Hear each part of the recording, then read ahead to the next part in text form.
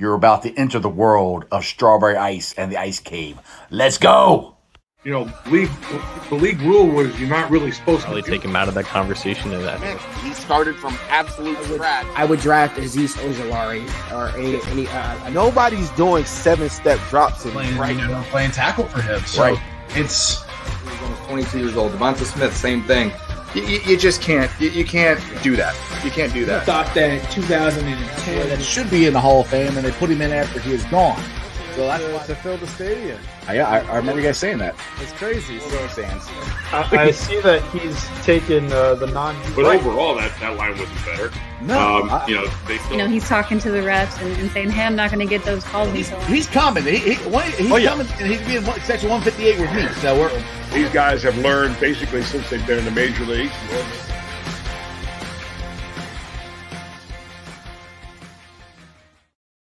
Hey guys, what's going on? Welcome to the show. This is Sports with Strawberry Ice. I'm your host, the Iceman, Jeff Trunapole. And as always, I'm bringing you sports from a West Side point of view right here in the great city of Cincinnati, Ohio, home of Jackpot Joey Burrow, who, no, he did not play today, but it's okay. He's not injured. It's a day off, a day of rest. They're off tomorrow, 2 days off. Not a big deal. Now, do me a favor. If you found the show, hit that like and subscribe button. Smash that thumbs up. You guys are awesome. I'm up to 1,292 subscribers on YouTube. That is awesome.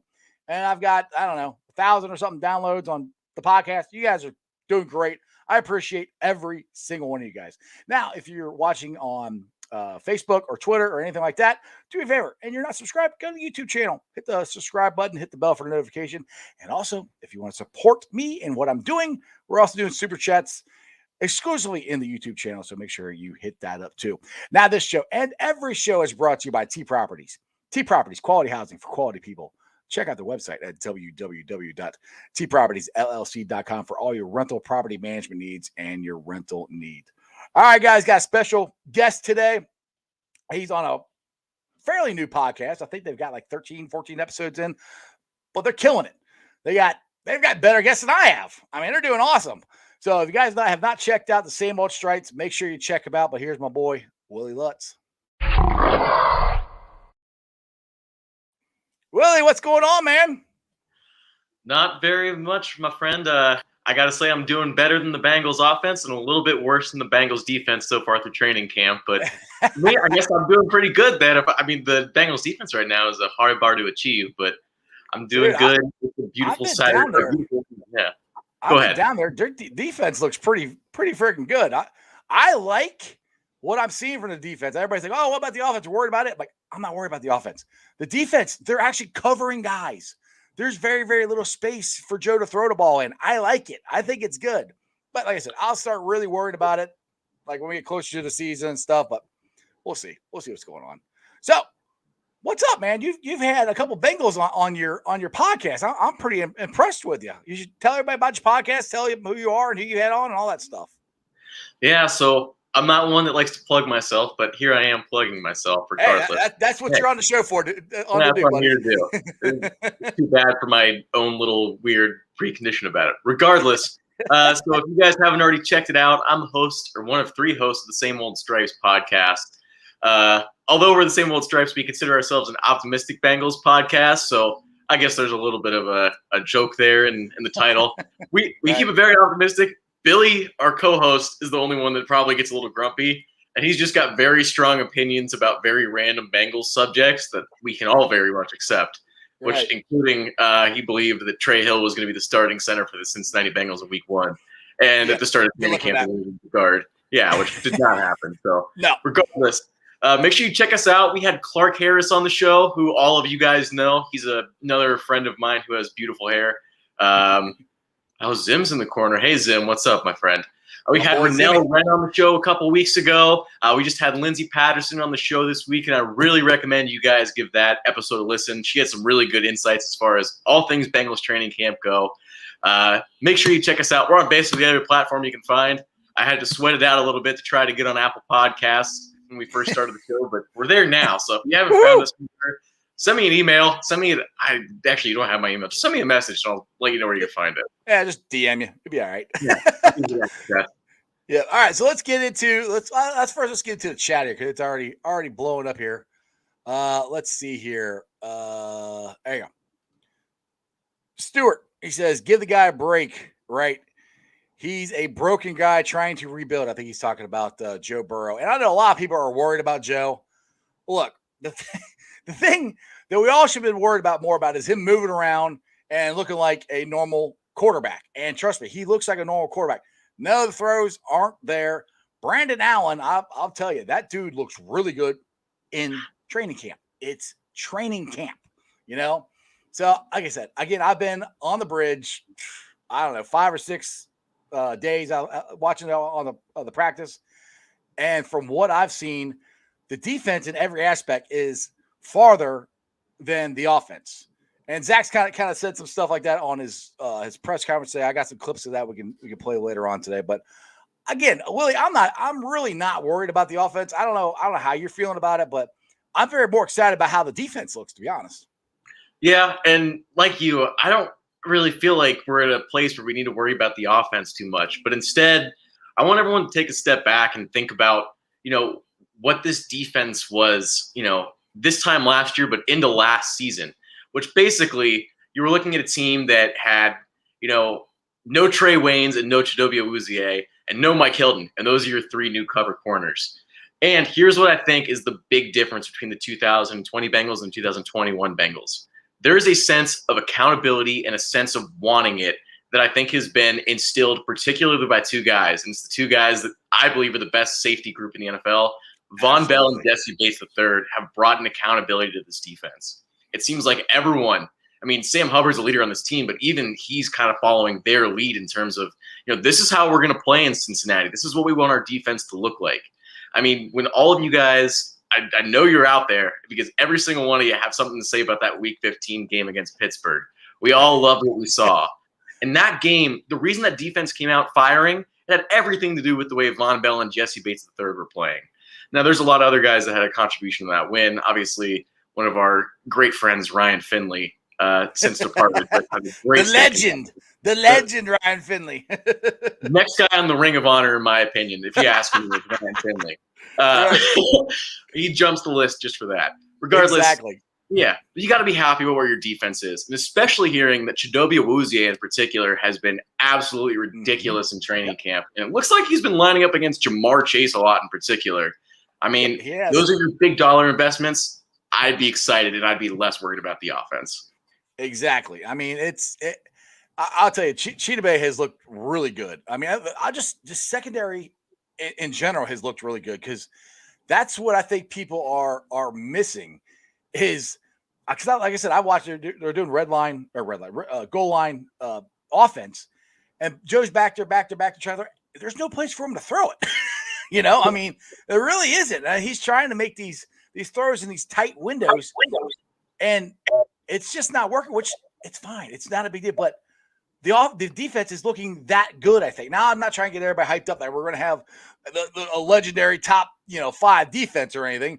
But for the first, week and a half of camp, yeah, the defense looks really good. The offense, but again, it's the beginning of the camp. Who knows? 2 weeks from now, it might be the exact opposite. I have no idea. But I would not worry about what's going on with the offense. And just the guys that we have out there are so much better than the guys we had out there last year. The secondary in general is the talent is not even close, in my opinion. And I'm really liking watching the linebackers. I can see Logan Wilson, Jermaine Pratt, and I've been kind of hard on Pratt. I didn't know if he was going to make that jump, but he intercepted Burrow 2 days ago.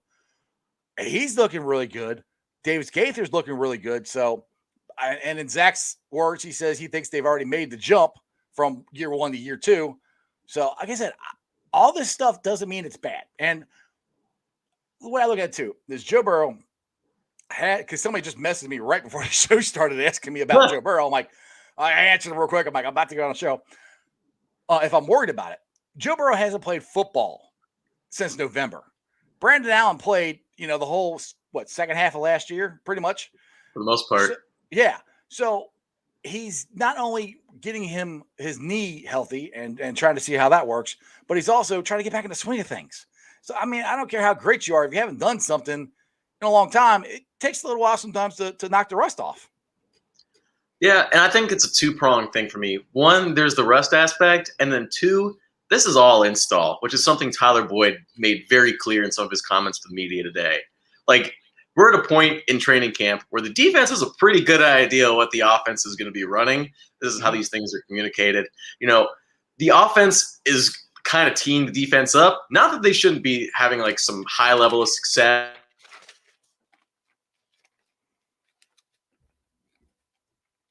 Uh-oh. Are you still there or are you frozen? Willie, Willie, Willie. Hello, Willie. I think he's frozen. Well, let's see if he can come back. All right, so I can get into some of the stuff that Zach Taylor said today. Hopefully, Willie can get his internet fixed and he can come back on. But Zach really asked a couple questions, and I hope I'm not going to get in trouble by YouTube for playing these, but I think it's kind of cool. He's asked about the separation, you know, like me and Will are just talking about the separation that the wide receivers are not getting with the DBs, and wants to know if he's concerned about it. And this is what he had to say. And you know, for all those guys, I think as we go forward, we start to emphasize guys doing certain things and really focus in on what we're expecting them to do in the season. Right now, we're just calling plays, and everyone's expected to do everything, which is the way you want it. They're all capable of that. As it gets closer to this first preseason game, you really get the chance to hone in on what guys do best and really emphasize that, and that'll be good. So yeah, they're installing a lot of things. You know, it could be a lot of coaches speak. You know, yada yada. They're installing things. They're expecting everybody to do everything. They're working on certain things. You know, and I know everybody's like, you know, we expected Joe Burrow to come out guns blazing. You know, and that's something that I think is a good question that actually I got to give to Paul Danner Jr. He asked Zach that is if we're expecting too much. And I think this is it. Let me play this one here. You know, I try not to have those sorts of expectations, so people are entitled to do whatever they want to think coming into it. But again, it's our job to get certain guys ready for this first game and other guys ready for the first game of the regular season, you know, and so you know, you look at Joe and DJ and Trey, and really our process is to get them ready for Minnesota on September 12th. There's a lot of other guys we're trying to get ready for next Saturday whenever we play against Tampa Bay. So there's different tracks guys are on right now, and I'm encouraged from what I see from Joe and what I meet with Joe. And again, we're going to complete more balls as we go forward. We all know that. So Willie's back. You're unfrozen. So I don't know if you got to hear what Zach was talking about there, but talk about the expectations of Joe Burrow and you know, everybody expects him to come out there and be 100% right away, foot on the gas and go, and that's just not the way it is. What's your thoughts on that?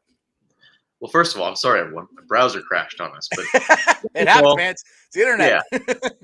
I feel Zach Taylor big time here. I mean, if he feels confident in Joe Burrow at this stage, if he feels comfortable with where Joe's at, I mean, he's going to have a lot more insight into what's really going on with Joe, which is something I was trying to touch on before I uncomfortably broke up and saw the screen go black on me, which was a terrifying event for me. Regardless, yeah, if the coaching staff feels comfortable with where Joe's at and the medical staff feels comfortable where Joe's at and Joe Burrow, frankly, feels comfortable with where Joe's at, I mean, it's really just a matter of time before we see that start to click on, you know, some of these throws and some of these 11-on-11 kind of situations. Mm-hmm. I mean, it's really a matter of time in my head. It does. I mean, we were all terrified because of the knee injury. I mean, if it was 20 years ago, I think it'd be a lot bigger deal than it is now. But everyone, expectations, and I see it in the corner, expectations can be high, but let's just make sure that we're in reality. I mean, there's a lens on this team right now because of all the superstar talent or superstar potential talent on this team. Right. But like, if this happened in the Andy Dalton era and the offense wasn't lighting it up, I mean, no one would have thought anything of it. Like, we would not be talking about crazy offensive struggles right now. It's just not where we would be. It'd be like, oh, Zim's got him tuned up this year, or right. Oh man, I'm blanking on other freaking defensive coordinators, but oh crud, I can't think of the one with the Raiders. I can picture him all day long. I cannot get the name. Standard? Regardless. Somebody in the chat will tell me, because this happens to me all the time. I'll start talking about somebody like, that one guy, and then somebody pops the answer up in the chat. But everybody knows who you're talking about. A lot. He has a visor quite a bit. Regardless, yeah. I mean, we would not be quite as concerned. Actually, I don't think we'd be concerned at all. We'd just be like, oh, offense is taking its time to figure itself out. I mean, listen, like, Joe Burrow's going to be Joe Burrow. It might not be, Joe Burrow becomes Tom Brady in week 1, but we know who Joe Burrow is. We know what Joe Burrow's made of. We know that it really feels – there we go, Paul Gunther in the corner. That's the name. My boy Terry. Terry, that boy's quick. He comes up with – he helps me out on the show a lot. He hooks me up all the time. Terry, you're the man. Yeah. But, yeah, I think it just kind of comes back to the fact that it's early in camp. If the team, in terms of the coaching staff and his teammates, feel comfortable with where he's at, just give it time, everyone. Like, I feel like I keep saying that, and we want to see it actually happen. We gotta be patient. I know everybody. We want to be, the Super Bowl champs now. We want it now. It's going to take time. It's going to happen. Just I'm still not saying. I still think we're going to be good this year. So I mean, this is nowhere wavered my feelings about how we're going to play this year. But let's get to Josh's comment here. He says, not in the slightest worried about Joe or the offense. Way too early to be concerned with that amount of talent on that side of the ball. Exactly. And the thing is, you got to look at it this way too. Chase didn't play last year either. So, I mean, you can do all the drills and everything you want, but when you're playing against, you go from taking a whole year off of college football, and then jumping to the NFL, there might be a slight learning curve. But, I really do think he'll be fine. The one that I'm really impressed with, making some really good catches, is Auden Tate. He made a catch on the sidelines 2 days ago that the whole team went nuts. It was, it's a normal Auden Tate. He jumped up over top of him, high pointed the ball, came down it, 2 taps, got it in. It was a great catch. It's just like, man, if Auden Tate was a little bit faster, he would be an elite wide receiver. So, let's get back to what I was doing before, what Zach had more in his press conference today. And this is 2 of them. It's about Joe again. Talk about the passing game, and then the other question that's on this one too is the pass rush bothering Joe? And this is what Zach had to say about it. Well, it's got to play it first, I would hope. No, I didn't listen to Tyler just now, but there's some good progress that we can continue to make in the pass game, and that's going to come. So that's really exciting. So again, it's good to build off what we got yesterday. We'll have a day off tomorrow, so we'll have a chance to step back and get guys back healthy. There's a couple nicks and bruises out there that are really just day-to-day stuff for a couple guys, but nothing of major concern right now. Beck, is the pass rush bothering Joe at all? Do you think it's in his head at all at this point, or is he handling it pretty well? No, I think it's the whole unit right now. We're just getting a feel for each other, and it's no. You'd like to be throwing touchdowns on every play right now, but we got some progress to be made, but there's no cause for panic for any reason for that. So we still got 39 days before our first game, so we got a lot of practice left to be had. So I'm excited because we know that we can continue to get better and be more detailed, and that's going to come. So Zach's not worried about it. I'm not worried about it. Like he said, we got 39 days. Things are going to happen. Now, somebody asked in the chat if Reef was okay. Yeah, he got dinged 2 days ago when Joe threw an interception. And actually, it was one that right? Yeah. Pratt intercepted him, and then he got dinged in the head. So he was a little woozy or whatever. I think he was out there today. I'm up on the bridge, man. It's kind of hard sometimes because they all roll the jerseys up, and I'm trying to look at the number, and I can only see the back of it. So I think he was out there today, but I wasn't sure. But it is what it is, and we all have to realize it's early. It's the second week of camp. It's going to be okay. Things will be fine. Now let's get to some of the questions here, or comments. You guys are blowing it up. I love it. Let's see here. Here, let's go with Steve. Chase didn't play. Carmen was hurt. Joe is wounded. We're young. Keep it healthy, and we'll be fire. And that's the other thing too. You have to realize is you don't want to go full bore at the first couple of weeks of camp because you don't want to have serious injuries. I mean, Obajobi. I always say his name, Obajobi. I think that's how you say it. I always say Larry Obajobi's name wrong, but I don't think he's been on the practice field yet. I haven't seen 65 out there. He's been on the rehab because he's got a slightly pulled hamstring. I'm a little concerned with that one more than anything else, to be honest, because he hasn't been on the field yet, and he had this problem last year, and it affected him the whole year. So that's one I think if we're worried about anything, we might want to keep an eye on that one. Yeah, and that's something that the more I look at it, the more it stresses me out. Now, I have tried to maintain a little bit of optimism about it. If you want a positive spin on it, and I'll give you the kind of counter side of it here in a second, but you are getting important reps of the 3 technique now. I mean, Mike Daniels is obviously going to be the first backup, first line of defense. He did it last year to little to no effect in the pass rush. No offense to Mike Daniels. I love Mike Daniels, but he's way better on the front of the Yeah. I mean, but you're getting key opportunities for guys like, if you want to experiment with them here, even kicking Trey Hendrickson inside, you're going to have Osai getting some reps there. You're going to have Cam Sample getting some reps there. We saw Sam Hubbard kick inside on some pass rush downs last year. So there's one asterisk there, and I think it's interesting to see some of those quicker guys kick in, get a little more opportunity to, be a part of these 11-on-11 pressures. But the closer we get to the season and the less chance we have to see Larry Ogunjobi play in these 11-on-11 drills, regardless, I mean, it's all training camp at the end of the day. But it does matter to start building that chemistry, and especially with this defense having such a hot start in training camp. And, a good day in training camp was as good as a good day in training camp, but you do start to feel some of that momentum, and you start to feel some of that camaraderie. I mean, you're feeling yourselves out there. You're beating an offense that's supposed to be pretty damn good this year. I mean, you're looking at a team that should have some explosive stuff going on, and the defense is basically shut all of that up. So when you don't have Larry Ogunjobi up there to really create that pressure in the middle as a part of that greater formula, you just start to kind of makes you wonder what's going to look like when it's actually on the field. And against Minnesota, less of a big deal. I don't really particularly think they're going to light up the world with their offensive line in 2021. But as you get further into the season, you're going to start playing some real offensive lines, unlike the Pittsburgh Steelers. But you're going to start playing the Cleveland Browns, and you're going to want to get pressure. You're going to start playing Baltimore, and you're going to want to get pressure.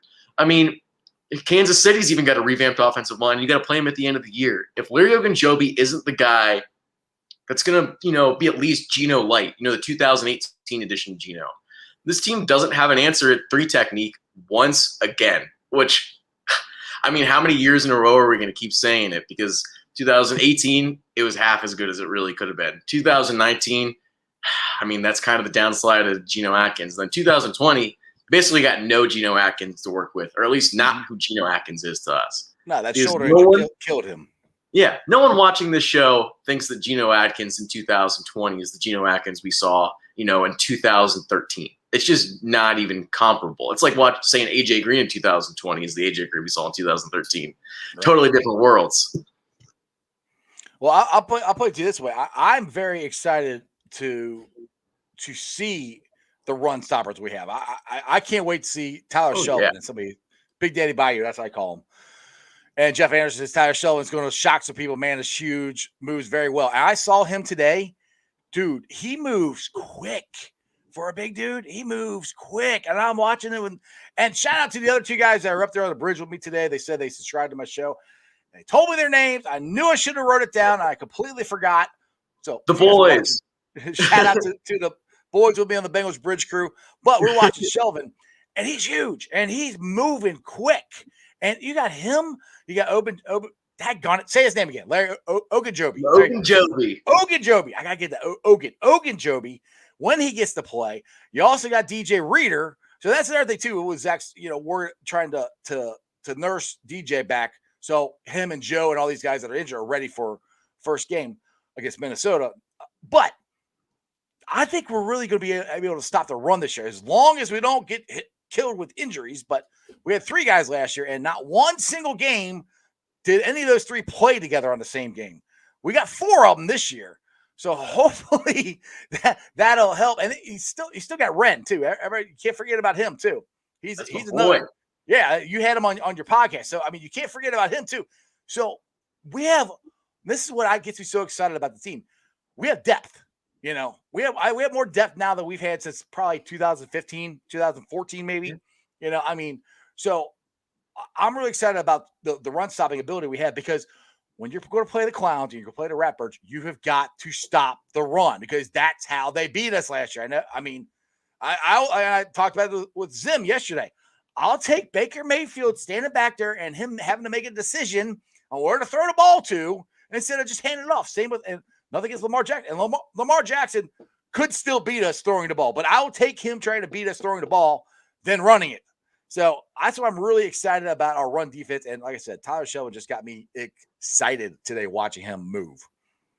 Well, that's exactly what I want to hear out of training camp. But that's really just kind of something that is, visual evidence of something that I've really had my eye on, really since the draft picture kind of came in full circle. Because when you have DJ Reader and Tyler Shelvin as your two guys that are stuff in the middle, there's already just going to be limited room to move. Regardless of whether you can, get a little ground on those guys if you're an offensive lineman, but those are just big bodies and guys that, keep their feet churning and they can just evaporate a run rather quickly with, just like you're saying, they move really quick. They both have really incredible feet. And especially Tyler Shelvin, no slight to DJ Reader here, but Tyler Shelvin's feet are just absolutely unreal. Some of the things I got to watch him do and reviewing LSU tape, holy moly, can that guy play some football? Exactly. It's wild. And just like you were saying, this has been the worst run stop defense in the league over the last 2 years. And that's including having Sam Hubbard, who is graded as ESPN's best run stop win rate defender in the National Football League. So when you have guys that you can trust up the middle, finally, as long as they stay healthy. Right. When you have Trey Hendrickson, who the team is really, bullish on as a run defender, and Sam Hubbard, who is an incredible run defender, and you have Von Bell, who is probably the best run defending safety in football, basically over the last 3 or 4 years. Mm-hmm. It's a really impressive group. I'm a little worried about the linebacking group still in terms of the run stop because all of us have seen them get absolutely smoked. But when they have a terrible defensive line in front of them like they did in 2020, we're not getting any favors. So I'm feeling a lot better about this run stop group. And you have Mike Hilton, too, who I like in his run stop game. So I'm feeling pretty good about the run stop. I think they'll be – if there's an area of this defense where they really excel, I think the run stop ends up being, cream of the crop. No, the pass coverage surprises me.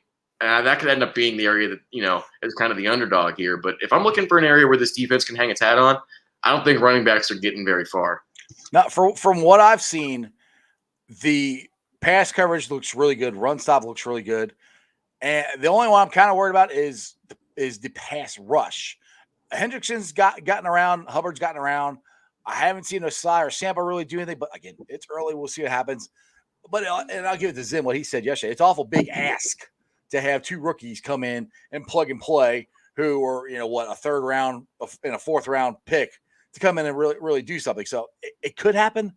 But either way, I think our defense is going to be improved. And we don't, like we said before, we don't need a top 5 defense. We need maybe top 15 defense, somewhere around there. That would help. But let's get to some of the comments, questions here because you guys are getting ahead of me here, and I'm not going to be able to read any of them. All right. Wolf says about Joe playing the preseason. Joe should sit preseason. 1, take the speed and the game in mentally and let him play a couple of series.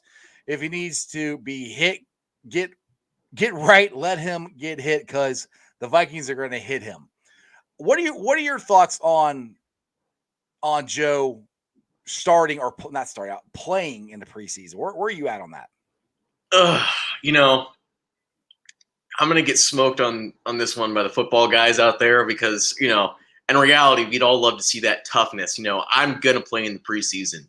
But if I'm just being a realist here, the last thing in the world we should see is Joe Burrow playing in the preseason. And here's why. Why in the world would you put your franchise quarterback coming off of a torn ACL up to a risk in a silly, meaningless game, regardless of whether he needs the reps or whether he needs the hits? We saw him come out last year, week 1 against the Chargers, and look pretty sharp, all things considered, for a rookie quarterback who had a very limited, preseason process across the board. Training camp was very different than it is now, and there's no OTAs or mini camp. he hardly knew his teammates. You know, he didn't have a chance to go up and shake those dudes' hands in the locker room that often. It wasn't like they were in there being guys and playing video games and doing all that fun stuff that comes with, you know, that team building camaraderie. I mean, you know, I get the idea. I get that, you know, having him get hit would be valuable in some capacity just for, you know, getting rid of that mental block. But if there's one thing I'm not worried about with Joe Burrow, it's the mental toughness. I don't worry about it. You know, no, absolutely not. That's the least of my worries. And that's the thing that I've kind of watched Joe. And it sucks. He didn't play today, but the last 2 practices, he ended the practice on an interception. On Tuesday, on Monday, they stayed after and worked on it, going on the deep ball. And I tweeted that out on my Twitter page. You guys can check it out there. Tuesday, he did the same thing. And you can just see you would expect him, like, I threw his helmet or got upset. He didn't. He was just calm, took his helmet off, walked back to the huddle. And I know it bothers him, but it's that confidence, that cool, that calm that we all love about Joe that is going to pull him through this. Him and Chase have already done this. And I did it in college, but it's a very high level in college. And they won a national championship. So, like you said, I don't think either one of them are going to lose confidence at all in what their abilities are, because that's what's got them here.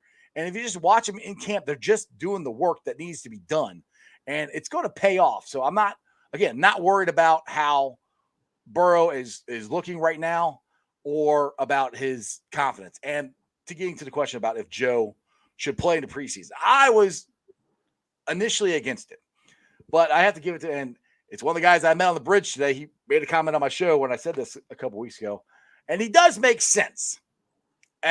He says, if we don't have enough confidence in the offensive line to block enough for Joe to not get hurt in the preseason, then how are we not going to have confidence in playing in the regular season?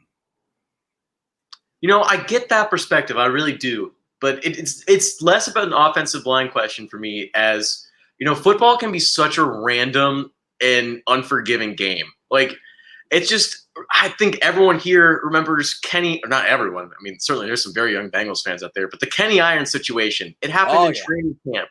Very highly acclaimed running back. People thought he could really be a future star for this team.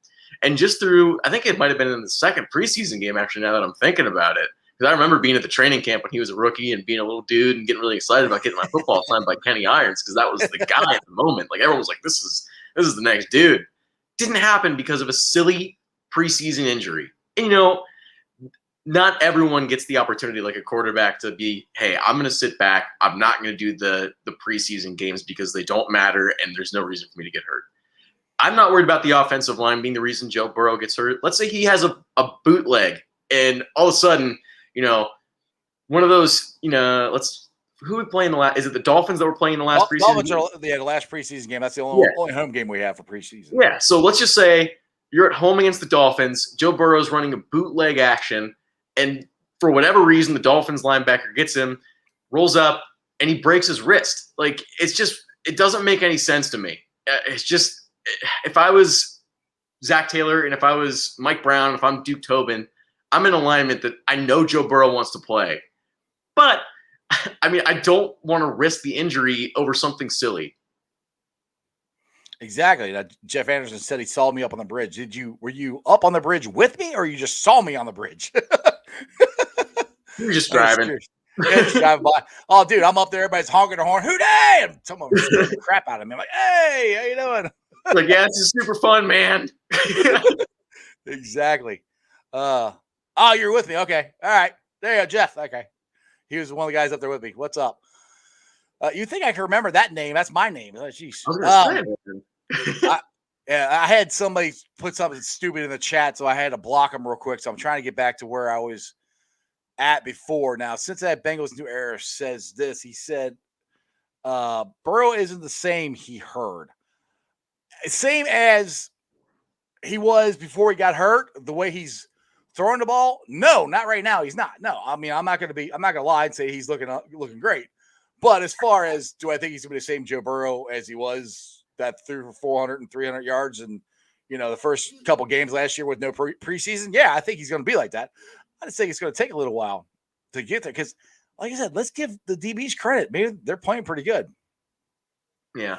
And I'll also just make a note there. I think Joe Burrow might be a little better at some point this year, but that's a whole other tangent.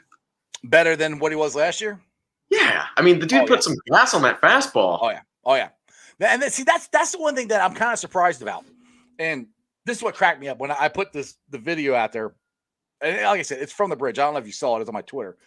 It's from the bridge. So, and it's Joe throwing the ball, which, I mean, honestly, unless I'm telling you it's Joe, I don't know. And, well, he's got a knee brace on. Other than a knee brace, you're not going to be able to know it's Joe or not unless I'm telling you this is Joe. It's so far away, but he does have a knee brace on.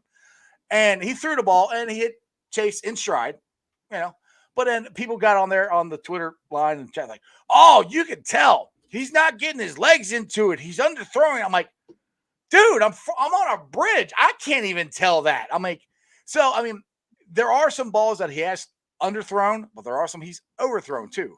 So the velocity, it's like I said, I think he's a little rusty. And the thing is, look, the man has worked his ass off to rehab his freaking knee, and he also strengthened his arm strength. Okay, he's done a hell of a lot in one off season.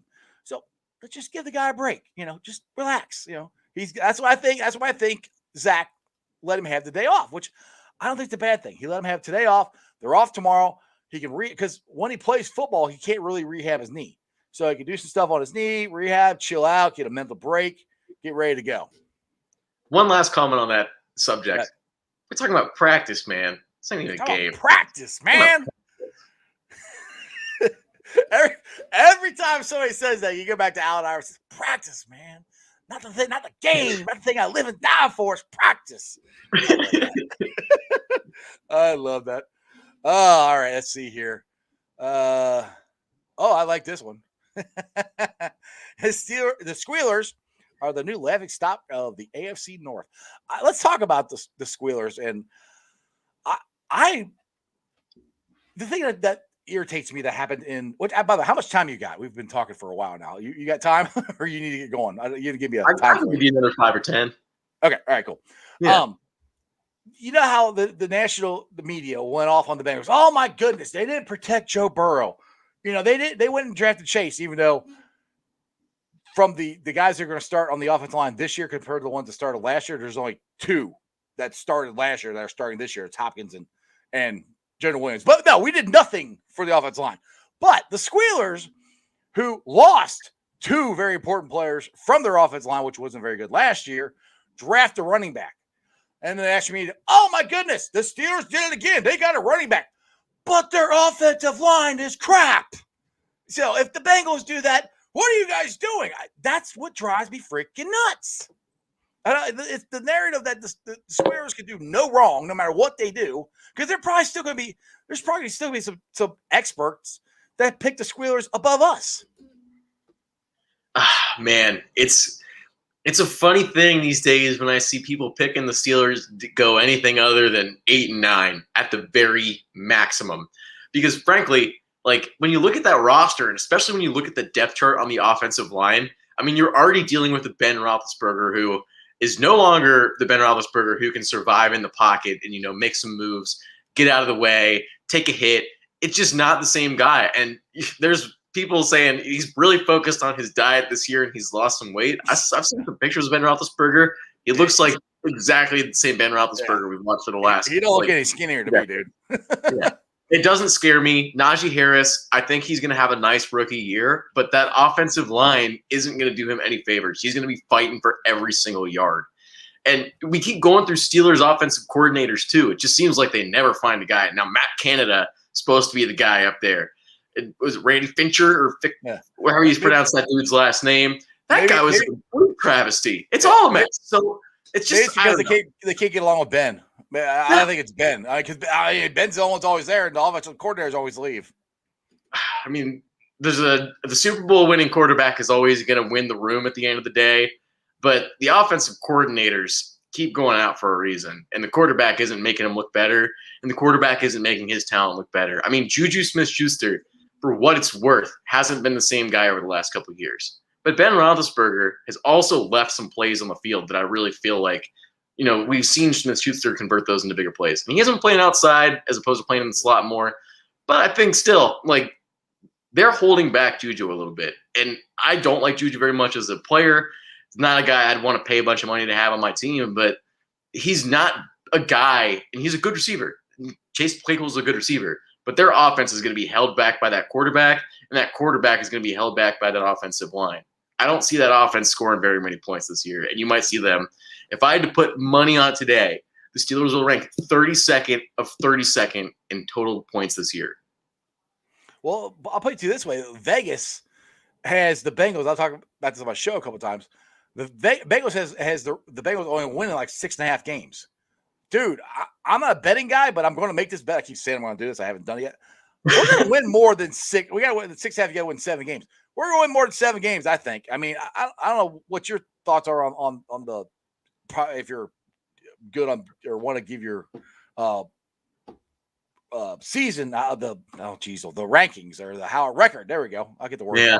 The record of what the Bengals are going to do this year. I mean, I got them going 10-6. That's a little high, but yeah. I do think we can win at least 8, 9, 10 games this year. So if I'm just curious, what does Vegas see that I don't see? I mean, I know I'll look at everything through orange colored sunglasses, but I really think we can win more than 6.5 games. I mean, I really do.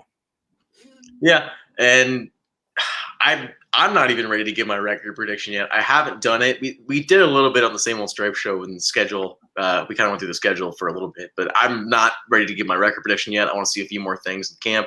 I want to see some of the guys that are going to be, cut, some of the guys that are getting injuries. But this is a team that has every capability in the world of being over 500 football team this year. Now, will it actually happen? Football's weird. I have no idea. But it's a major disappointment if they win less than 8 games. I think 8, I get it. I think you can get to 8 games. All things considered, it's a very young team. It's a team that has a lot of new faces, new pieces. It's been a lot of roster churn. But if you can't get to 8 wins with this team, you're going to have to make a very obvious decision with the coaching staff. And I think we've seen a different Zach Taylor in just what we've been hearing in the press conferences this offseason. He seems very motivated. I think Mike Brown has put a number in his head, and he knows that this job is not his if he doesn't get some wins. Because this team, in my own opinion and a lot of other people's opinion, has every capability in the world of making the playoffs. They just do. I mean, there's 7 teams. Absolutely they do. It just blows my mind that Vegas has it at 6.5 because that I just think you're going to hit the over all day long. Right. I don't. That's what I'm trying to figure out. What am I missing? I know I'm an optimistic Bengals fan, but I mean, here I'll put it up there once. I'll put it up there again. My schedule, but you see, I mean, 11-6. That might be a little much, but I mean, I really do think at least 9, 10 wins. I think we can, and we get past the Vikings. There's a very good chance we can be 4-0 going into that Green Bay game. I know I got us losing. I got us splitting with the Squealers because I think we could. I really, in my heart, think we can sweep them, but it's really hard for the Bengals and the Steelers. Squealers, it's always a good game, and Mike Tomlin has never had a losing record, and I respect the hell out of that dude. He's a really good coach. But I mean, the Bears, you're either going to have Justin Fields or Andy Dalton. Yes, they have a very good defense, but I still don't think there's much in that offense that's going to scare me. And then you got the Jaguars. I mean, that's, Thursday night football. We got the Ring of Honor ceremony. You got the 81 team coming back. It's Joe Burrow versus Urban Meyer and how he passed him up and, all that stuff. So that's where I'm like, I think we have a very good shot at going 4-0. And then Green Bay, we have a shot at beating that because the Bengals and Terry, if Royal Flush Terry is out there, he's looked this up for me before. The Bengals Aaron Rodgers, I think, is 1-2 in Paul Brown Stadium in his career. So he hasn't done very good. I mean, it's still Aaron Rodgers. I'm just saying. I mean, I'm not trying to get over my skis here. It's Aaron Rodgers. He's, one of the best quarterbacks, if not the best quarterback in football. So it's still going to be hard to beat him. But they have beat him before in the past. So I don't know. That's where my optimism comes from. And the way they have this schedule set up, I really do think it's set up really well because you got where do you go? There it is. Okay, look after the bye week. I mean, you got kind of the hard teams, I think. You start with some, well, I should say the easier teams first, and then you got the harder ones toward the second half of the season. And that's not a bad thing because the second half of the season, you've got your team galvanized and knowing what everybody's supposed to do so you can make the second half push. So I'd rather have the hard teams in the second half than I do the first. I mean, you got Minnesota, that'd be a tough one. Green Bay, and talk about first half here. Minnesota would be a tough one. Green Bay, I think, would be a tough one. Ratbirds, definitely a tough one, and the Clowns. But you got the Bears, I think we can win. I know I got a loss with the Steelers, but I think we can win that one. The Jaguars, I think we can win. The Lions, I think we can win. The Jets, I think we can win. So, I mean, those are all winnable games before the bye. So, I mean, we have a very good chance of having a very high winning percentage before we get to the bye week. So, that's where I'm like, yeah, it's a tough schedule, but if you really look at it, it plays out very well in the Bengals' favor, I think. Yeah, I'm right there with you. And, for all the optimism that goes into this team and, all the reasonable pessimism that comes on the back end with just, this is where this team has been for the last couple of years. And historically, there's been some really rough runs of it. But, when you look at the grand scheme of, the Cincinnati Bengals, and I think it's actually Ken Anderson that pointed this out in something I was listening to recently. This is a team that's actually had some pretty good success over the entire history of the franchise. Now, the lows have been low. The highs haven't been the Super Bowl winning highs. But, man, there's some really good runs of success in this organization, and they know how to put talent together. Mike Brown knows how to find talent on the fringes. And, he doesn't run the show the way he used to. And Duke Tobin, I think, a little underrated in the end of the day. I mean, when you're a guy that holds in Geno Atkins, I mean, you're going to have my heart. But, man. We were talking about this on the bridge today. If Logan Wilson and Davis Gaither and Marcus Bailey make that jump this year, how's that draft look from a couple years ago? How's that draft look? Yeah. Yeah. And then you got this year. You got Chase. And if Carmen Jackson does what we think he's going to do, and if Osai and Tyler Shelvin, if all these guys contribute, how's those drafts looked? How's Duke Tobin look now? Now, Duke Tobin has, and I'll say he has failed as trying to get offensive linemen. That he has not been good at. I mean, but and the whole thing with John Ross, that was a reach because they screwed up when they let Whitworth, they let Zeitler, and they let Sanu and Marjorie. They should have signed two of them out of the four at least. They didn't. So they reached for John Ross.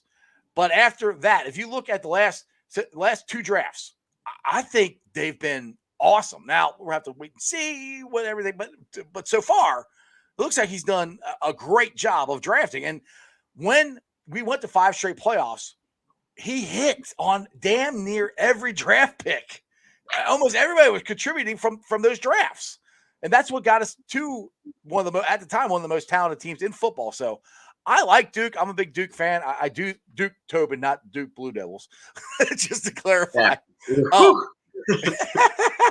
But I do think Duke Tobin is a very, very good evaluator of talent. I do think he's a good GM. Yeah, I mean, it's all going to have to prove itself out in the on-field performance this year. But I think Duke's done a lot more good than bad. The last couple of years have been particularly bad. He has the same issue finding offensive linemen that Bill Belichick seems to have finding wide receivers. There's a lot of good intentions there, but it just doesn't happen. So well, let's hope he got it right with Jackson Carman this year. Let's hope he got that one right. Yeah, I think fortunately there was enough external voices in his ear and enough. I think they knew they had to get that pick right because they'd be damned if they didn't at this point. They knew who they wanted.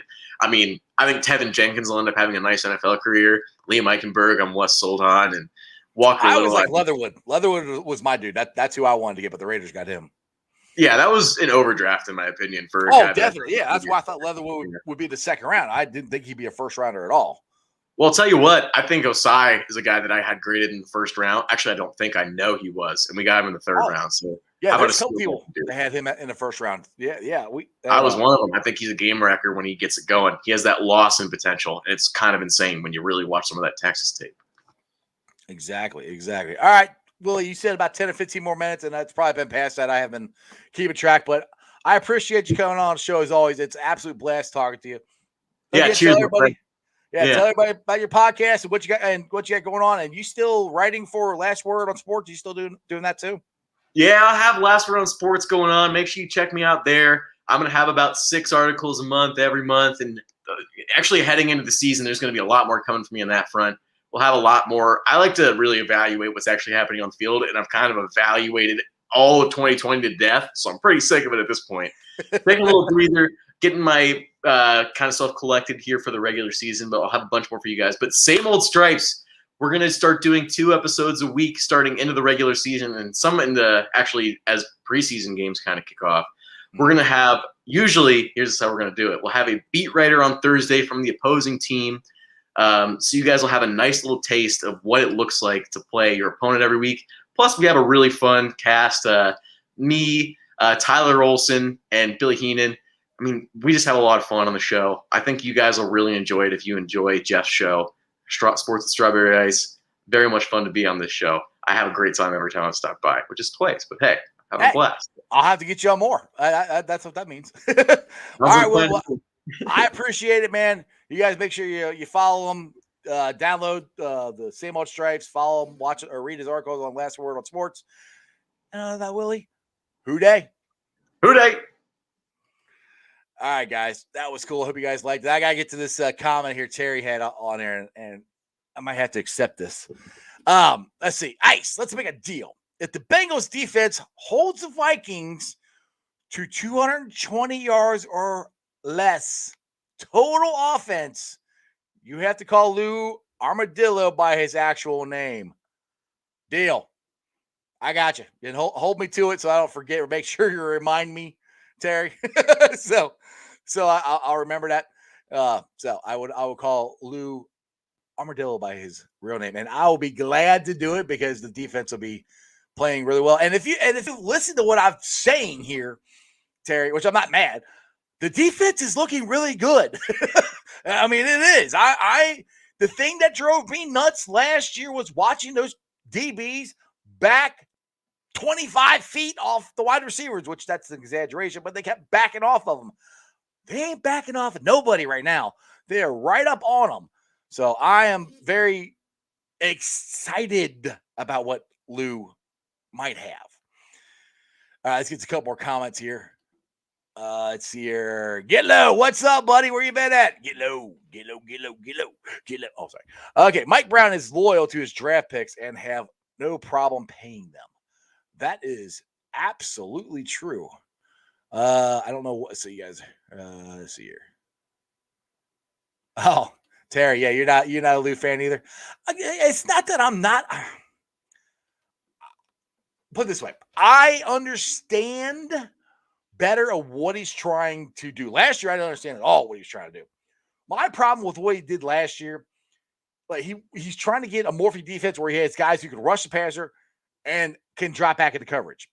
He did not have the talent to do that last year. So that's where I think if you're a good coach, you're able to coach to the talent of your team, what your team can do, and not ask your players to do something they can't do. And I think Lou last year asked too many guys to do stuff they couldn't do. That's the problem I had with Lou. This year, it looks like he has the guys that can do what he wants to do. So I think it could work out a little better. So, all right, let's see here. Let's see who we got. Okay. Loki. Good show. Thanks, Loki. Somebody said, duh. Let's see here. Chris. That's going to be tough with Dalvin Cook. Oh, you're talking about, it's like up here. I think I saw that one. Talking about the Vikings. Nope, that one. But you talk about the I got you now. You're talking about the bet. That's gonna be tough with Dalvin Cook and Justin Jefferson. Yeah, that's going to be tough. I agree with you. But Chris, the thing you got to look at too is look who their quarterback is. Kirk Cousins. I mean, maybe he'll have a breakout year. I don't know, but he's never been a great quarterback. And if this defense can stop them, enough times, and the Bengals, that's the thing. I think Zim brought this up yesterday. If the Bengals can get out in front of people and get a lead, that takes a lot of stuff away from the other team. So let's just say the Vikings here. Let's say we get out to a 14-0 lead at first. Then you maybe get to a 20-0 lead. 20 to whatever. A big enough lead where they have to start throwing the ball to catch up. I'll take Kirk Cousins having to throw the ball all day long to try to catch up. Same thing with Jamar Chase. Same thing with Baker Mayfield. That's good to me. That's the key where this offense and defense can work together. That's where, to me, you don't have to have a great defense. You have to have a good enough defense to get the ball back to Joe Burrow and that offense, and they can cook. That's the part where it's a team. It's a team sport. And that's where I think the Bengals are going to be able to really take off this year. All right, let's see here. Danny, what do you got here? You're new to the show, I think. How you doing? Joe Burrow has completed his physical rehab. Now it's mental rehab to go through. See, I'm watching him, and when he's throwing, the guys are around his feet. I mean, not that close, but they are around his feet. He's not looking at his feet. I mean, he's stepping into the throws. It's just not clicking right now. And I think it's rust. I think he's going to be okay. But but you are right. He does have to get over the mental side of it. You know, that is a portion he's going to have to get over. But Joe Burrow is such a mentally tough kid that I don't think it's going to be that big of a deal to get over it. Let's see here. Yeah. Oh, Rob Fox, you talking about, my defense. Yeah, you're right. They had to run 25 yards back on 3rd and 5. Yeah, that 3rd and 5 would kill me.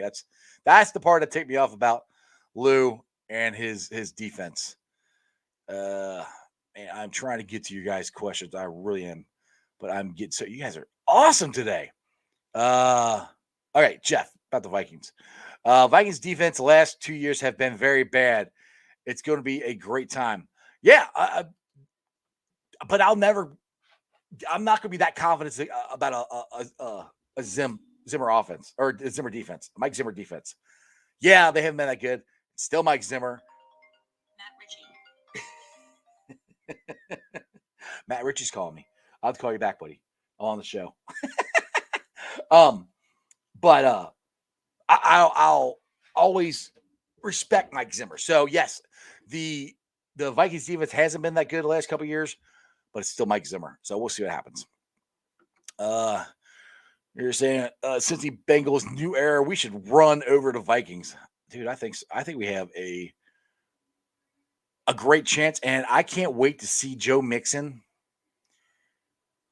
I'm really curious to see how many total yards of offense he has from scrimmage by the end of the year, because I've seen him in practice, and I don't remember him doing this ever. He might have done it, but they're splitting him out wide. They did it a couple times. So that is a very cool, interesting thing. Another new fold to the offense that we haven't got to see. Because Gio was always the one that went out and broke out wide for the wide receiver position. Now Mixon's doing it. And Mixon made a one-handed catch that nobody's talking about it. But anyway, all right, let's see. There you go. Cincy Bengals new era. By the way, welcome to the show. Unless you change your name, I love the name. Joe Mixon, 1,100 yards from scrimmage. I wouldn't be surprised, but I mean, I've had people say he's going to get 1,100, and we're going to have 3,000-yard wide receivers. And these are experts. There's not that many footballs, so we'll see what happens. But it's going to be very fun watching this team, and I will feel a lot better once I go down there. I'll probably go back down Friday and hopefully see Joe throwing some dimes. That would be awesome. All right, guys, it's almost 6:30. I think I'm going to roll on out of here. I have appreciated you guys watching this show. This has been a lot of fun. Again, if you guys have not checked out Same Old Stripes. Check Willie out and his buddies on there. They're a very cool YouTube show or excuse me, a podcast to listen to. So make sure you guys check them out. And I'd also like to thank all the Facebook groups that let me live stream. So if you guys have not joined any of these groups, make sure you join them. Oh, speaking of which, I have to do this real quick. I almost forgot. Houday Nation, one of my groups that lets me live stream, are giving away this jersey here. And it's a approach that I think they've already got 20,000 members. The admins will be giving away here at Houday Nation would like to do a Cincinnati Bengals jersey giveaway to all members. To enter to win, all you have to do is share this post, comment your jersey size, and must be a member of the group. When it hits 20,000 members and 200 plus shares, we will announce the winner. All part of our thanks for everyone here, what they have contributed for making this one of the best Bengals forums around. So if you guys have not joined Houday Nation, that's another great reason to join them. You can get that cool New Stripes 513 Houday Nation Bengals jersey. So make sure you guys do that. Check that out. Check them out. Also check out Bengals Nation, Bengals Houday Nation, Cincinnati Reds, rounding third, heading for home. Cincinnati Bengals, the jungle, Bearcat country, and I can't wait to get some Bearcat talk on here. I really dying to talk some Bearcat football. The Ohio State Bucknuts, the Ice Bar, and they can follow me on all my social media platforms, all under Sports with Strawberry Ice. I'm on Facebook, Instagram, Twitter, TikTok. Twitter handle is at Jeff A. Trenopole. That's TRENNEPOHL. TikTok is at Iceman90. YouTubers, like I said, you guys are killing it. I am at 1,290 subscribers. That is awesome. Like I said, the podcast is blowing up. I'm over, I don't know how many thousands of downloads. It's great. Keep it up. Tell your friends, tell your neighbors, tell them about Strawberry Ice. If you can't watch the show for an hour, listen to the podcast. Podcast is on BeanPod, Apple Podcasts, iTunes, Spotify, pretty much wherever you get your podcast. It's there. I appreciate the support. You guys rock. This is going to be a fun season. I cannot wait for this thing to get going. And other than that, as my sometimes co-host, I'm saying sometimes, he'll be back on sometime, Jeremy D's Nuts Dimebag Dean always says, ready? All together. Remember one thing and one thing only.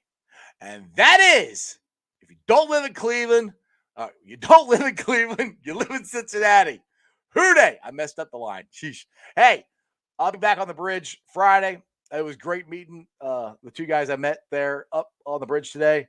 You guys will come hang out at the bridge. I'll be there. Practice is around 3 o'clock, ends around 5. So I should be there the whole time. So Friday's show might be a little later. Tomorrow's show. Tomorrow's Thursday. Tomorrow's show, I got Emily Parker from the Bengals. She's the social media director coming on. She's going to be a lot of fun to talk to. We talk about the new stripes, things that are going on with the Bengals. Maybe I'll try to get some more information out of her. I'm going to call Matt Ritchie back. He just called me. He's from the Bengals season ticket office, see what he wants. And other than that, that's just sports, baby. See ya! You're about to enter the world of Strawberry Ice and the Ice Cave. Let's go! You know, the league rule was you're not really supposed to take him out of that conversation. And that he started from absolute scratch. I would draft Azeez Ojulari or any. Nobody's doing 7-step drops in playing tackle for him. So right. He's almost 22 years old. Devonta Smith, same thing. You just can't. You can't do that. You can't do that. I thought that 2010 that should be in the Hall of Fame, and they put him in after he was gone. So that's why to fill the stadium. I remember you guys saying that. It's crazy. Fans. I see that he's taken the non. But overall, that line wasn't better. No, they still. He's talking to the refs and saying, "Hey, I'm not going to get those calls." He's coming. He's coming, and he's be in section 158 with me. So these guys have learned basically since they've been in the major leagues.